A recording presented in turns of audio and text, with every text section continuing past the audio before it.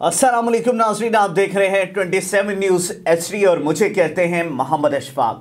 नाज़रीन, ये वाक़या है गुजरांवाला का, जहां पर 13 साल तालिब इल्म को ज़्यादती का निशाना बनाकर कत्ल कर दिया जाता है। अफसोसनाक वाक़या है। 13 साल बेटे की मौत की खबर सुनकर वालिदा भी गम से निढाल हो जाती हैं और मीडिया के सामने जब वीडियो उनकी आती है तो वो इंसाफ के तलबगार हैं, इंसाफ चाहती हैं और इतना उस माँ ने कह दिया कि अगर मुझे इंसाफ ना मिला तो मैं खुदकुशी कर लूँगी। खुदकुशी करने की धमकी दे डाली। वाक़या गुजरांवाला में पेश आता है, जहाँ पर 9वीं जमात का ये तालिब इल्म जिसकी उम्र 13 साल थी, उसके साथ बदफेली की जाती है और कत्ल कर दिया जाता है। 24 रोज़ गुजर गए इस वाक़े को और उसके बाद माँ को जब इंसाफ ना मिला, इंसाफ के दरवाजे खटखटा कर जब वो थक गई तो उसने मीडिया का सहारा लिया। एक वीडियो सोशल मीडिया पर आती है जहाँ पर वो इंसाफ की मुंतज़िर है और गिड़गिड़ा कर कह रही है कि मेरे बेटे के कातिलों को जो है वो फांसी पर लटकाया जाए, मेरे बेटे की रूह को इंसाफ मिलना चाहिए। माँ तड़प रही थी, आंखों में आंसू थे और बच्चे की याद तड़पा रही थी उस माँ को। गुजरांवाला का ये इलाका है पसरूर रोड, जहाँ पर कातलों की गिरफ्तारी के लिए किए गए एहतजाज भी मीडिया के सामने आया कि मकतूल की वालिदा ने खुदकुशी की धमकी दी है। बेटे की जुदाई के गम में डिढाल वालिदा का कहना था कि अगर कातलों को सज़ा ना मिली तो वो खुद पर तेल छिड़क कर अपनी जान दे देगी। 9वीं जमात के तालिब इल्म की वालिदा का ये भी कहना था कि मेरे बेटे को गली का एक लड़का अगवा करके अपने साथ ले गया था और उसके 2 दिन के बाद मेरे बेटे की लाश बरामद हुई। मकतूल की जो खाला थी वो भी उस एहतजाज के अंदर शरीक थी और उनका कहना था कि इंसाफ मिलना चाहिए, कातलों को सरेआम सज़ाए मौत देनी चाहिए। अब गली का लड़का है जी, इकट्ठे पड़ोसी हैं, आसपास में घरों का आना जाना भी था। कहीं ना कहीं इनकी वालिदा को शक ज़रूर था कि ये लड़के की नज़र है मेरे बेटे पर या इस तरह के कोई भी मामलात थे।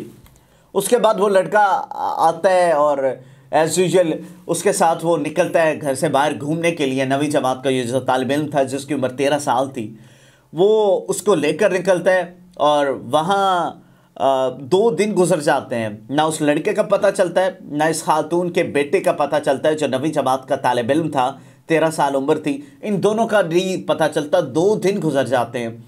12 दफ़ा पुलिस को रिपोर्ट किया गया, तलाश जारी थी, आसपास मस्जिदों में ऐलान करवाया गया कि बेटा नहीं मिल रहा। तो उसके बाद एक सुनसान जगह से कूड़े के ढेर पे से उस बच्चे की लाश बरामद होती है। मस्कशुदा लाश थी। माँ अपने हाथों में अपने 13 साल बच्चे को लेकर आंखों से आंसू टपक रहे थे और वो इंसाफ की अपील कर रही थी। जब रिपोर्ट्स आई, मेडिकल्स करवाए गए तो उसमें एक दर्दनाक वाक़या ये पेश आता है। इंकशाफ ये होता है कि इस बच्चे को ज़्यादती का निशाना बनाया गया, जिनसी ज़्यादती का निशाना बनाया गया और उसके बाद इसको कत्ल कर दिया गया। अब ये आए दिन के वाक़यात हैं, आए रोज़ के वाक़यात हैं। इससे पहले भी आपने ज़ैनब कत्ल केस देखा होगा। कसूर के अंदर 100 से ज़ायद बच्चों के साथ, नन्हे बच्चों के साथ ज़्यादती की गई और उनके मुल्ज़मान को गिरफ़्तार किया गया, कैफ़िर किरदार तक पहुँचाया गया।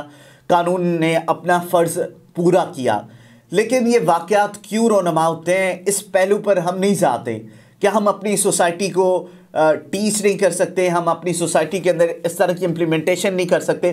खैर, लेकिन उस माँ के दर्द को मैं समझ रहा हूँ जिसको इंसाफ नहीं मिल रहा। 24 रोज़ गुजर गए हैं, वो पुलिस का दरवाज़ा खटखटा रही है, अदालत का दरवाज़ा खटखटा रही है, लेकिन उसको इंसाफ नहीं मिल पा रहा। तो आज के इस वीडियो में सिर्फ हमारे आला हुकाम से गुजारिश है कि खुदारा उस बच्चे को इंसाफ दिया जाए जिसका कोई कसूर नहीं था, जिसको समझ नहीं थी माशरे के दरिंदों की सिफ्त। जो इंसान है, जो बच्चों को, जो छोटे उम्र की बच्चियों को नोच खाने के लिए तैयार है, उनका इल्म नहीं था। हमारी वज़ीर आला पंजाब से भी गुजारिश है कि इस वालिदा की आहो बका को सुने और इनको जल्द से जल्द इंसाफ फराहम किया जाए। तो आज की इस वीडियो में इतना ही। मज़ीद इस तरह की वीडियो देखने के लिए देखते रहिए 27 न्यूज़ HD।